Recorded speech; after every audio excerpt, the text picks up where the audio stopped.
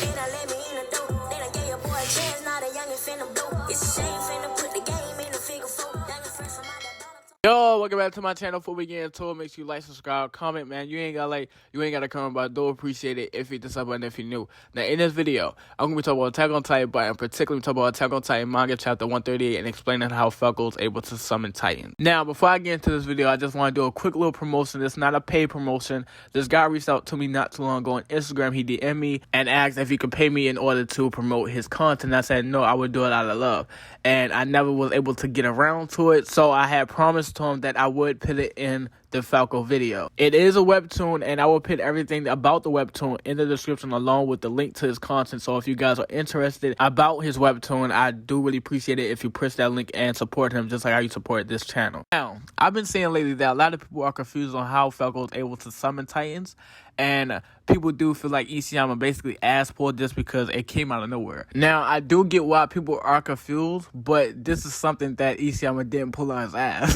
This is not, like he touched on this a lot. I want to believe back in chapter 133 before Annie, Falco, and Gabby decided to basically help the Alliance stop Eren and stop the rumbling. Now, we all know that Falco was directly transformed by somebody who was a Titan and a member of the royal family, which is Zeke. So when Falco became a pure Titan, he already had Zeke's Beast Titan qualities already within him. So when Falco finally became a pure Titan, that is the reason why he took that beak-looking form, because of the qualities of the Beast Titan. So when he finally ate Gilliard and gained the power of the Jaws Titan, and then later on transformed, and when he does transform, we see that his body is completely surrounded with fur. And to be honest, he looked more Beast Titan than what he does Jaw. And the reason is because, like I said, Falco initially already had the power of the Beast Titan within him before he gained the power of the Jaws Titan, which gave him that form. And that is how Titan powers work. By him kind of already being the Beast Titan, and by him eating Gilliard, all he did was technically just stack the power of the Jaws Titan on his Beast Titan power, but maintained his Beast Titan look, And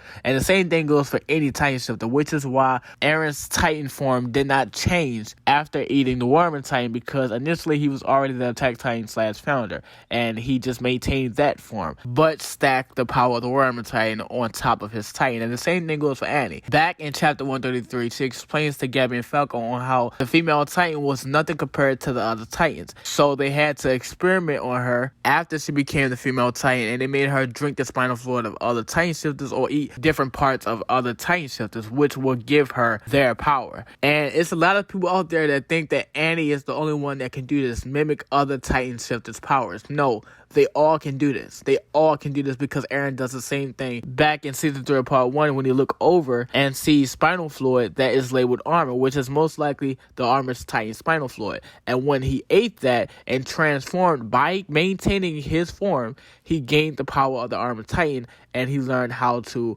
harden, At first, he could not harden because that's not his fucking power. His power is to see into the future. And the fact that he wasn't able to see his future successors' memories is because he is the last Attack Titan. He's not going to lose his power at all. So that's why Eren himself cannot figure out his Titan abilities, because his Titan can see his future successors' memories, but by him not having the future successor, he can't see those memories. So he had to touch his study in order to look back to move forward, to see his own future memories. But the same thing happened to Annie. They made her drink the spinal fluid of the armor Titan, and doing that would give her the power to harden any part of her body. Now, knowing that Eren basically did the same shit and drunk the armor Titan spinal fluid just like her, why can't Eren harden any part of his body as well, like how Annie can? And the reason is because by them gaining the power of other Titan shifters without actually eating that Titan shifter, by them doing that, it affects them in different ways, right?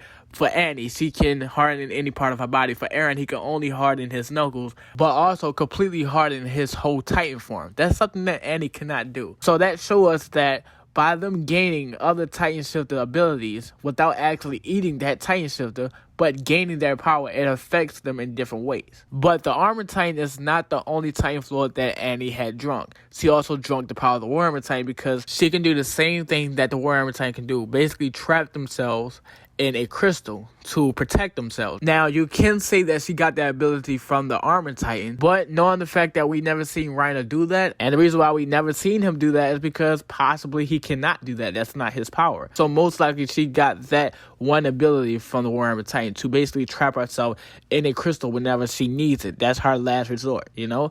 Another power that she has is to control and direct Titans to a certain extent.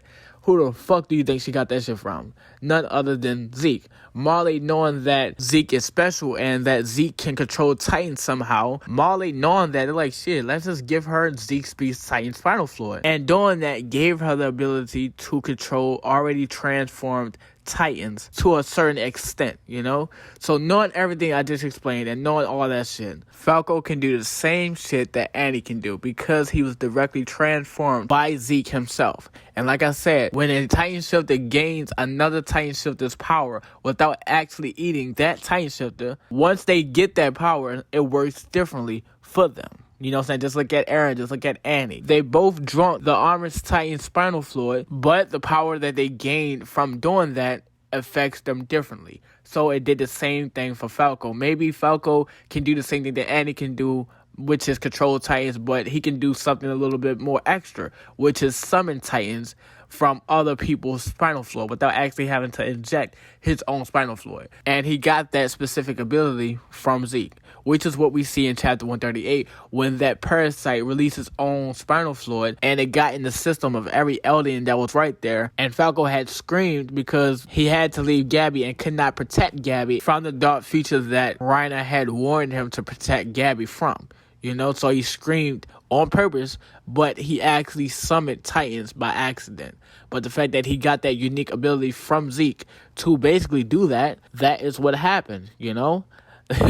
It's just like that. And like I said, I do understand why people would be confused on why Falco had screamed and why him screaming summoned Titans. Like, I do see why, because he just put it right there. But that is the way how Isayama writes. He's been writing like that since the first chapter of Attack on Titan, you know? He explained a lot of shit little by little and leave a lot of things out on purpose to basically have us figure shit out, you know? And to me, that's perfect writing because everybody will be always talking about Attack on Titan. All the plot holes that he left out is probably on purpose. Like how basically Grisha got to the wall and how he got his memories back. I explained that a long time ago, and I will explain it again once it get revealed in anime that Eren can see into the future with the power of his Attack Titan. But yeah, this is the end of the video, man. You ain't gotta comment, but I do appreciate it if you did something, if you're new, and I'm out, bruh.